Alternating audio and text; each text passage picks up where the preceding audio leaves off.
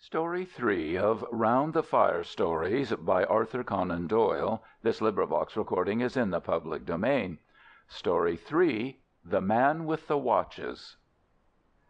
There are many who will still bear in mind the singular circumstances which, under the heading of the Rugby Mystery, filled many columns of the daily press in the spring of the year 1892. Coming, as it did, at a period of exceptional dullness, it attracted perhaps rather more attention than it deserved, but it offered to the public that mixture of the whimsical and the tragic which is most stimulating to the popular imagination. Interest drooped, however, when, after weeks of fruitless investigation, it was found that no final explanation of the facts was forthcoming, and the tragedy seemed from that time to the present to have finally taken its place in the dark catalogue of inexplicable and unexpiated crimes. A recent communication, the authenticity of which appears to be above question, has, however, thrown some new and clear light upon the matter. Before laying it before the public, it would be as well, perhaps, that I should refresh their memories as to the singular facts upon which this commentary is founded. These facts were briefly as follows. At 5 o'clock on the evening of the 18th of March in the year already mentioned, a train left Euston Station for Manchester. It was a rainy, squally day, which grew wilder as it progressed, so it was by no means the weather in which anyone would travel who was not driven to do so by necessity. The train, however, is a favourite one among Manchester business men who are returning from town, for it does the journey in 4 hours and 20 minutes, with only 3 stoppages upon the way. In spite of the inclement evening, it was, therefore, fairly well filled upon the occasion of which I speak. The guard of the train was a tried servant of the company, a man who had worked for 22 years without blemish or complaint. His name was John Palmer. The station clock was upon the stroke of 5, and the guard was about to give the customary signal to the engine driver, when he observed 2 belated passengers hurrying down the platform. The one was an exceptionally tall man, dressed in a long black overcoat with astrakhan collar and cuffs. I have already said that the evening was an inclement one, and the tall traveller had the high, warm collar turned up to protect his throat against the bitter March wind. He appeared, as far as the guard could judge, by so hurried an inspection, to be a man between 50 and 60 years of age, who had retained a good deal of the vigour and activity of his youth. In one hand he carried a brown leather Gladstone bag. His companion was a lady, tall and erect, walking with a vigorous step which outpaced the gentleman beside her. She wore a long fawn-coloured dust cloak, a black close-fitting toque, and a dark veil which concealed the greater part of her face. The two might very well have passed as father and daughter. They walked swiftly down the line of carriages, glancing in at the windows until the guard, John Palmer, overtook them. "Now then, sir, look sharp. The train is going," said he. "First class," the man answered. The guard turned the handle of the nearest door. In the carriage, which he had opened, there sat a small man with a cigar in his mouth. His appearance seems to have impressed itself upon the guard's memory, for he was prepared afterwards to describe or to identify him. He was a man of 34 or 35 years of age, dressed in some grey material, sharp-nosed, alert, with a ruddy, weather-beaten face, and a small, closely cropped black beard. He glanced up as the door was opened. The tall man paused with his foot upon the step. "This is a smoking compartment. The lady dislikes smoke," said he, looking round at the guard. "All right. Here you are, sir," said John Palmer. He slammed the door of the smoking carriage, opened that of the next one, which was empty, and thrust the 2 travellers in. At the same moment he sounded his whistle, and the wheels of the train began to move. The man with the cigar was at the window of his carriage, and said something to the guard as he rolled past him, but the words were lost in the bustle of the departure. Palmer stepped into the guard's van as it came up to him, and thought no more of the incident. 12 minutes after its departure the train reached Willesden Junction, where it stopped for a very short interval, An examination of the tickets has made it certain that no one either joined or left it at this time, and no passenger was seen to alight upon the platform. At 5:14 the journey to Manchester was resumed, and Rugby was reached at 6:50, the express being 5 minutes late. At Rugby, the attention of the station officials was drawn to the fact that the door of one of the first-class carriages was open. An examination of that compartment and of its neighbour disclosed a remarkable state of affairs. The smoking carriage in which the short, red-faced man with the black beard had been seen was now empty. Save for a half-smoked cigar, there was no trace whatever of its recent occupant. The door of this carriage was fastened. In the next compartment, to which attention had been originally drawn, there was no sign either of the gentleman with the astrakhan collar or of the young lady who accompanied him. All three passengers had disappeared. On the other hand, there was found upon the floor of this carriage, the one in which the tall traveller and the lady had been, a young man, fashionably dressed and of elegant appearance. He lay with his knees drawn up and his head resting against the further door, an elbow upon either seat. A bullet had penetrated his heart, and his death must have been instantaneous. No one had seen such a man enter the train, and no railway ticket was found in his pocket, neither were there any markings upon his linen, nor paper nor personal property which might help to identify him. Who he was, whence he had come, and how he had met his end, were each as great a mystery as what had occurred to the three people who had started an hour and a half before from Willesden in those two compartments. I have said that there was no personal property which might help to identify him, but it is true that there was one peculiarity about this unknown young man which was much commented upon at the time. In his pockets were found no fewer than 6 valuable gold watches, 3 in the various pockets of his waistcoat, 1 in his ticket pocket, 1 in his breast pocket, and 1 small one set in a leather strap and fastened round his left wrist. The obvious explanation that the man was a pickpocket and that this was his plunder was discounted by the fact that all 6 were of American make and of a type which is rare in England. 3 of them bore the mark of the Rochester Watchmaking Company, 1 was by Mason of Elmira, 1 was unmarked, and the small one, which was highly jewelled and ornamented, was from Tiffany of New York. The other contents of his pocket consisted of an ivory knife with a corkscrew by Rogers of Sheffield, a small circular mirror 1 inch in diameter, a readmission slip to the Lyceum Theatre, a silver box full of Vesta matches, and a brown leather cigar case containing 2 cheroots, also £2 14s in money.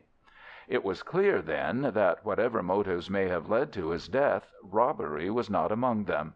As already mentioned, there were no markings upon the man's linen, which appeared to be new, and no tailor's name upon his coat. In appearance he was young, short, smooth-cheeked, and delicately featured. One of his front teeth was conspicuously stopped with gold. On the discovery of the tragedy, an examination was instantly made of the tickets of all passengers, and the number of the passengers themselves was counted. It was found that only 3 tickets were unaccounted for, corresponding to the 3 travellers who were missing. The express was then allowed to proceed, but a new guard was sent with it, and John Palmer was detained as a witness at Rugby. The carriage, which included the 2 compartments in question, was uncoupled and side-tracked. Then, on the arrival of Inspector Vane of Scotland Yard, and of Mr. Henderson, a detective in the service of the railway company, an exhaustive inquiry was made into all the circumstances. That crime had been committed was certain. The bullet, which appeared to have come from a small pistol or revolver, had been fired from some little distance, as there was no scorching of the clothes. No weapon was found in the compartment, which finally disposed of the theory of suicide, nor was there any sign of the brown leather bag which the guard had seen in the hand of the tall gentleman. A lady's parasol was found upon the rack, but no other trace was to be seen of the travellers in either of the sections. Apart from the crime, the question of how or why 3 passengers, one of them a lady, could get out of the train and one other get in during the unbroken run between Williston and Rugby was one which excited the utmost curiosity among the general public, and gave rise to much speculation in the London press. John Palmer, the guard, was able at the inquest to give some evidence which threw a little light upon the matter. There was a spot between Tring and Cheddington, according to his statement, where on account of some repairs to the line, the train had for a few minutes slowed down to a pace not exceeding 8 or 10 miles an hour. At that place it might be possible for a man, or even for an exceptionally active woman, to have left the train without serious injury. It was true that a gang of platelayers was there, and that they had seen nothing, but it was their custom to stand in the middle between the metals, and the open carriage door was upon the far side, so that it was conceivable that someone might have alighted unseen, as the darkness would by that time be drawing in.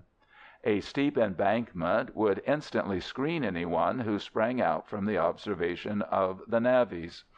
The guard also deposed that there was a good deal of movement upon the platform at Willesden Junction, and that though it was certain that no one had either joined or left the train there, it was still quite possible that some of the passengers might have changed unseen from one compartment to another. It was by no means uncommon for a gentleman to finish his cigar in a smoking carriage and then to change to a clearer atmosphere. Supposing that the man with the black beard had done so at Willesden, and the half-smoked cigar upon the floor seemed to favour the supposition, he would naturally go into the nearest section, which would bring him into the company of the 2 other actors in the drama. Thus the first stage of the affair might be surmised without any great breach of probability. But what the second stage had been, or how the final one had been arrived at, neither the guard nor the experienced detective officers could suggest. A careful examination of the line between Williston and Rugby resulted in one discovery which might or might not have a bearing upon the tragedy. Near Tring, at the very place where the train slowed down, there was found at the bottom of the embankment a small pocket Testament, very shabby and worn. It was printed by the Bible Society of London, and bore an inscription, "From John to Alice, January 13th, 1856," upon the flyleaf. Underneath was written, "James, July 4th, 1859." and beneath that again, "Edward, November 1st, 1869." All the entries being in the same handwriting. This was the only clue, if it could be called a clue, which the police obtained, and the coroner's verdict of "murder by a person or persons unknown" was the unsatisfactory ending of a singular case.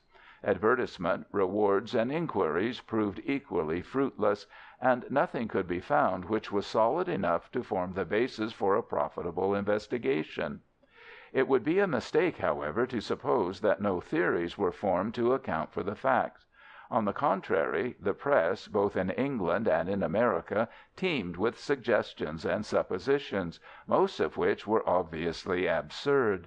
The fact that the watches were of American make, and some peculiarities in connection with the gold stopping of his front tooth, appeared to indicate that the deceased was a citizen of the United States, though his linen clothes and boots were undoubtedly of British manufacture. It was surmised by some that he was concealed under the seat, and that being discovered he was for some reason, possibly because he had overheard their guilty secrets, put to death by his fellow passengers. When coupled with generalities as to the ferocity and cunning of anarchical and other secret societies, this theory sounded as plausible as any.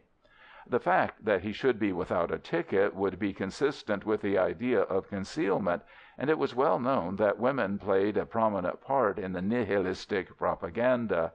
On the other hand, it was clear from the guard's statement that the man must have been hidden there before the others arrived, and how unlikely the coincidence that conspirators should stray exactly into the very compartment in which a spy was already concealed. Besides, this explanation ignored the man in the smoking carriage and gave no reason at all for his simultaneous disappearance.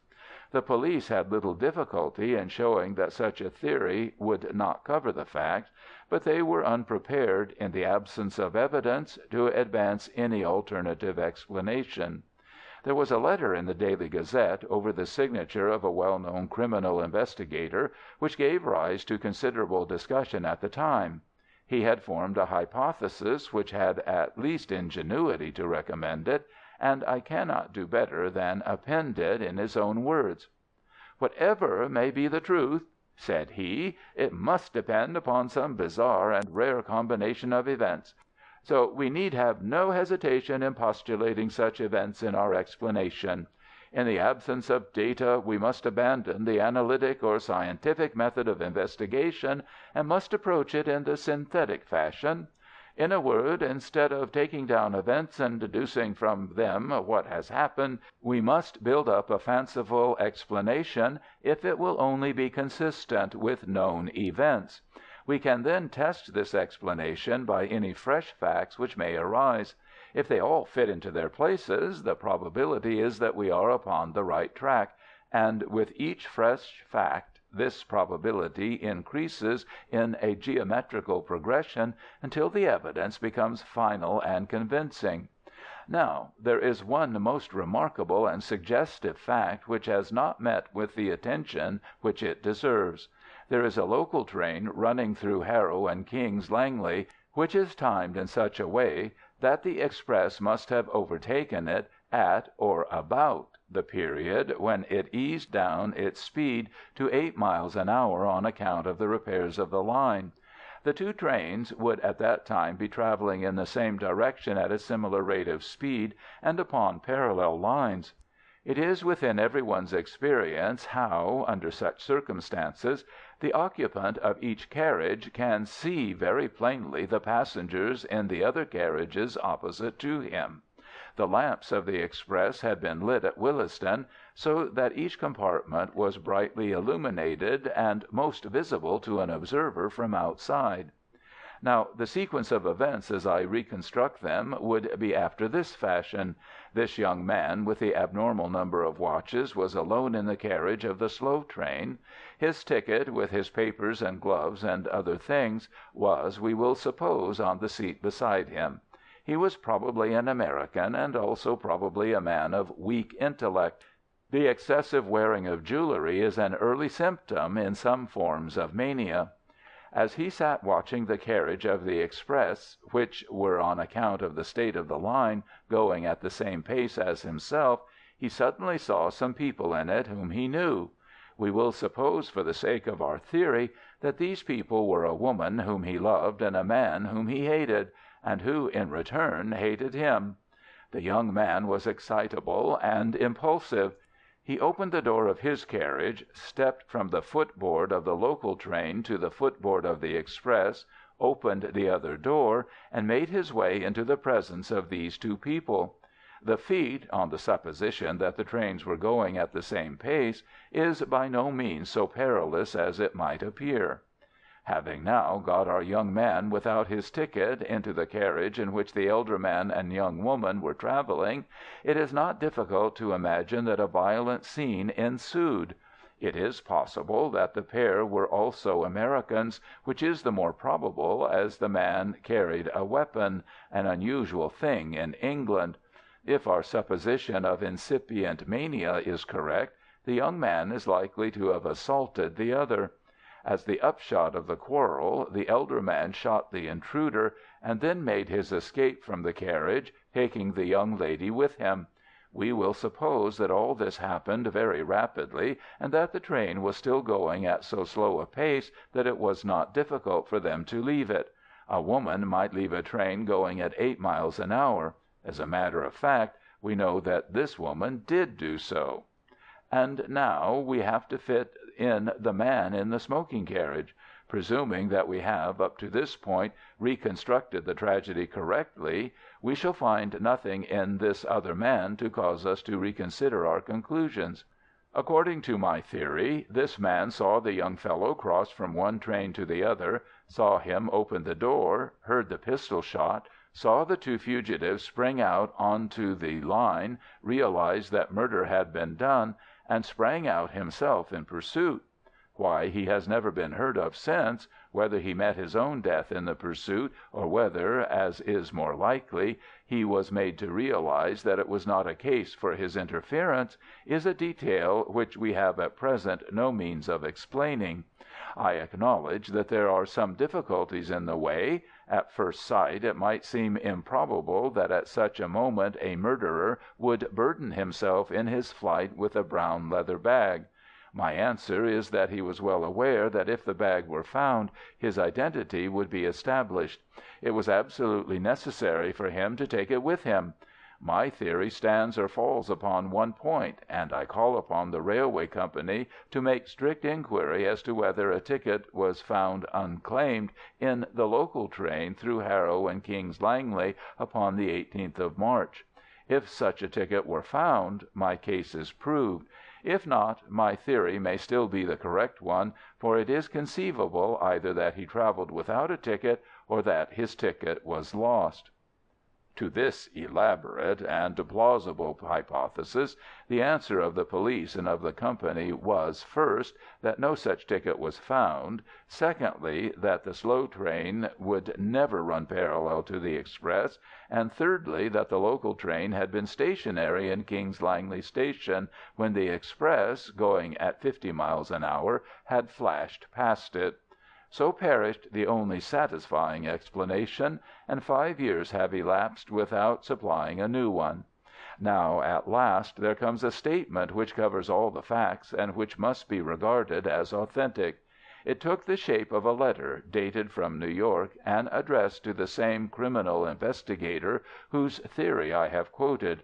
It is given here in extenso, with the exception of the two opening paragraphs, which are personal in their nature. "You'll excuse me if I'm not very free with names. There's less reason now than there was 5 years ago, when Mother was still living. But for all that, I had rather cover up our tracks all I can. But I owe you an explanation, for if your idea of it was wrong, it was a mighty ingenious one all the same. I'll have to go back a little, so as you may understand all about it. My people come from Bucks, England, and emigrated to the States in the early '50s. They settled in Rochester, in the State of New York, where my father ran a large dry goods store. There were only 2 sons, myself, James, and my brother Edward. I was 10 years older than my brother, and after my father died I sort of took the place of my father to him, as an elder brother would. He was a bright, spirited boy, and just one of the most beautiful creatures that ever lived. But there was always a soft spot in him, and it was like mold in cheese, for it spread and spread, and nothing that you could do would stop it. Mother saw it just as clearly as I did, but she went on spoiling him all the same, for he had such a way with him that you could refuse him nothing. I did all I could to hold him in, and he hated me for my pains. At last he fairly got his head, and nothing that we could do would stop him. He got off into New York, and went rapidly from bad to worse. At first he was only fast, and then he was criminal. And then, at the end of a year or two, he was one of the most notorious young crooks in the city. He had formed a friendship with Sparrow McCoy, who was at the head of his profession as a bunco steerer, green goodsman, and general rascal. They took to card sharping, and frequented some of the best hotels in New York. My brother was an excellent actor. He might have made an honest name for himself if he had chosen. And he would take the parts of a young Englishman of title, of a simple lad from the West, or of a college undergraduate, whichever suited Sparrow McCoy's purpose. and then one day he dressed himself as a girl, and he carried it off so well, and made himself such a valuable decoy, that it was their favourite game afterwards. They had made it right with Tammany and with the police, so it seemed as if nothing could ever stop them, for those were in the days before the Lexow Commission, and if you only had a pull, you could do pretty nearly everything you wanted. And nothing would have stopped them if they had only stuck to cards and New York, but they must needs come up Rochester way and forge a name upon a cheque. It was my brother that did it, though everyone knew that it was under the influence of Sparrow McCoy. I bought up that cheque, and a pretty sum it cost me. Then I went to my brother, laid it before him on the table, and swore to him that I would prosecute if he did not clear out of the country. At first he simply laughed. I could not prosecute, he said, without breaking our mother's heart, and he knew that I would not do that. I made him understand, however, that our mother's heart was being broken in any case, and that I had set firm on the point that I would rather see him in a Rochester jail than in a New York hotel. So at last he gave in, and he made me a solemn promise that he would see Sparrow McCoy no more, that he would go to Europe, and that he would turn his hand to any honest trade that I helped him out to get. I took him down right away to an old family friend, Joe Wilson, who is an exporter of American watches and clocks, and I got him to give Edward an agency in London, with a small salary and a 15% commission on all business. His manner and appearance were so good that he won the old man over at once, and within a week he was sent off to London with a case full of samples. It seemed to me that this business of the cheque had really given my brother a fright, and that there was some chance of his settling down into an honest line of life. My mother had spoken with him, and what she said had touched him, for she had always been the best of mothers to him, and he had been the great sorrow of her life. But I knew that this man Sparrow McCoy had a great influence over Edward, and my chance of keeping the lad straight lay in breaking the connection between them. I had a friend in the New York detective force, and through him I kept a watch upon McCoy. When, within a fortnight of my brother's sailing, I heard that McCoy had taken a berth in the Etruria, I was as certain as if he had told me that he was going over to England for the purpose of coaxing Edward back into the ways that he had left. In an instant I had resolved to go also, and to put my influence against McCoy's.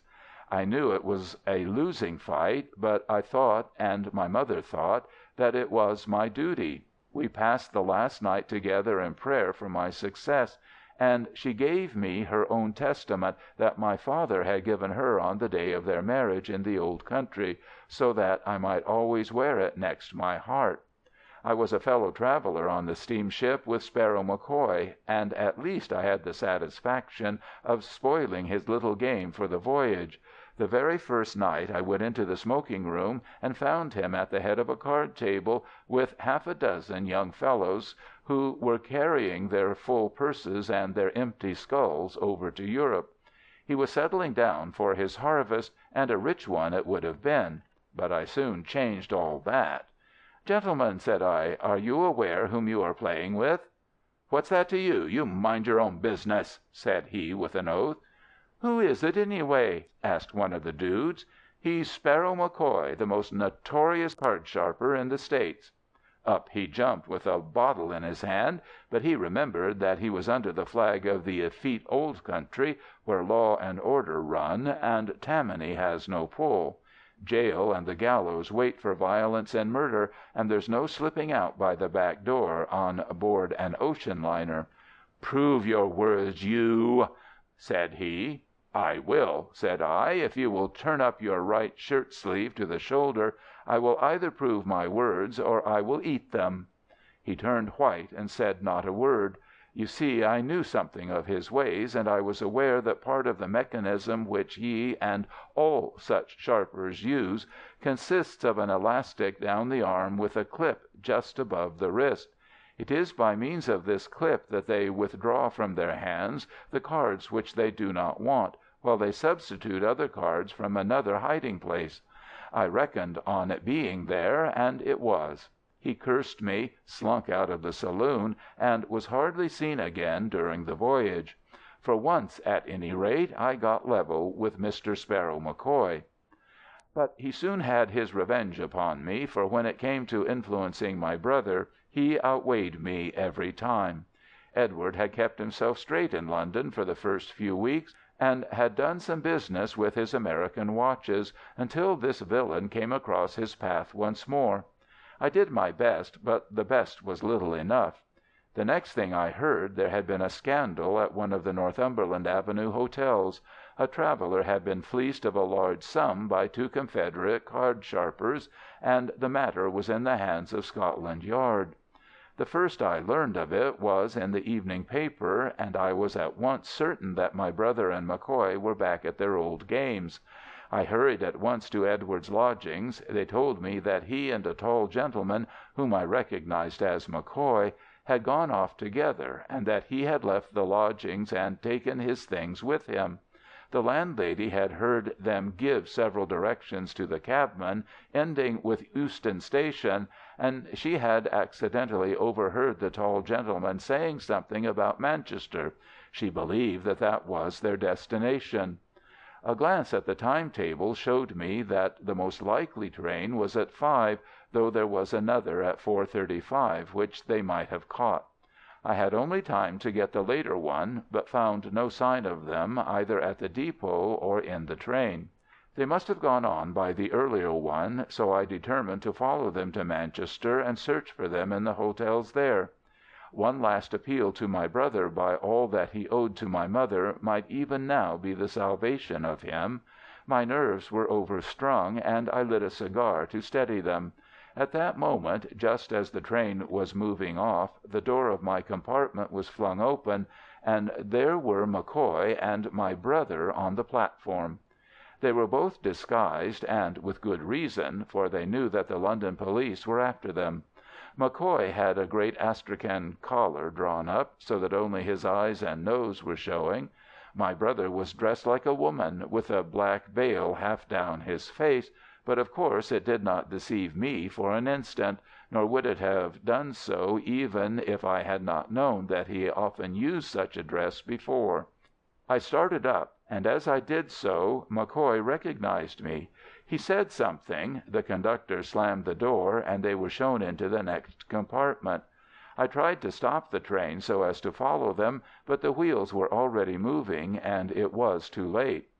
When we stopped at Willesden, I instantly changed my carriage. It appears that I was not seen to do so, which is not surprising, as the station was crowded with people.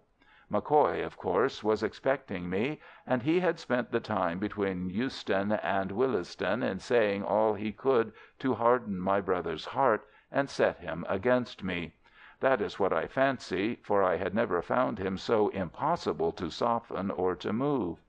I tried this way and I tried that. I pictured his future in an English jail. I described the sorrow of his mother when I came back with the news.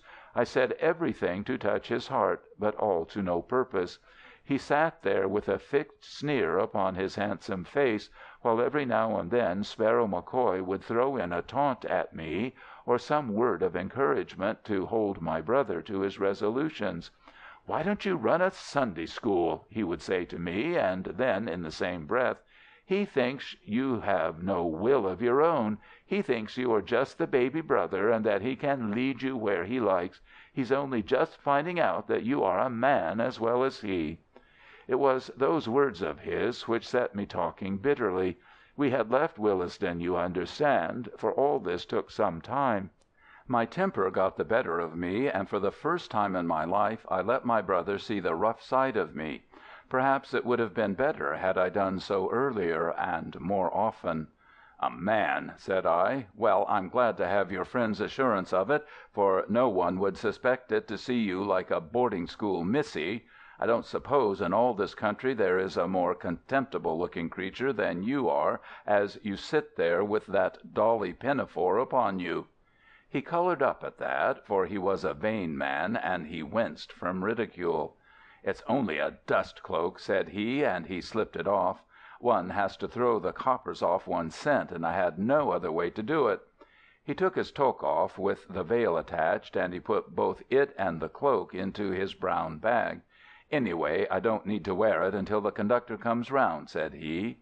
"Nor then either," said I, and taking the bag I slung it with all my force out of the window.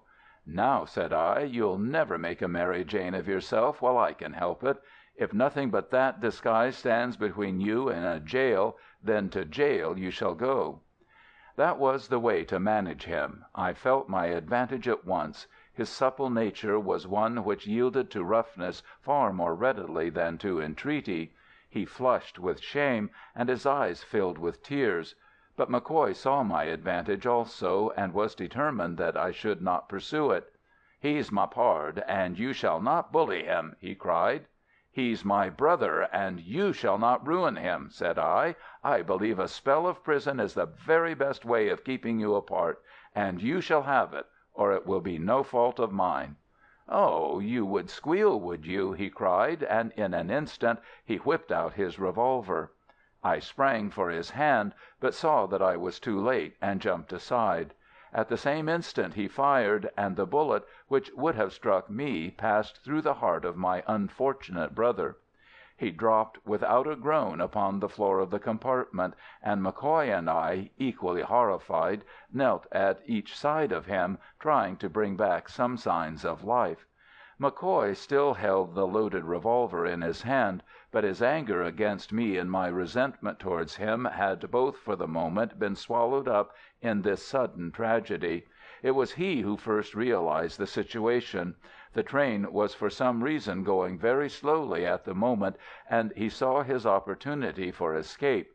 In an instant he had the door open, but I was as quick as he, and jumping upon him, the two of us fell off the footboard and rolled in each other's arms down a steep embankment.